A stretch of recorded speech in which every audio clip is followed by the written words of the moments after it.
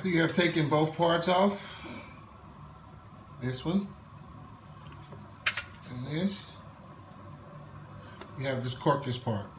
You can use this for chicken stock. Most people use it for chicken stock flavoring. And you can just trim it off now. Trim everything down, cut it down the middle.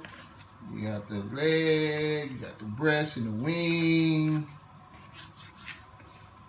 That's basically just deboning the chicken, basically, you know. Most people can cut the inner part in here out or cut this bone out of here if you want to make half chickens or whatever.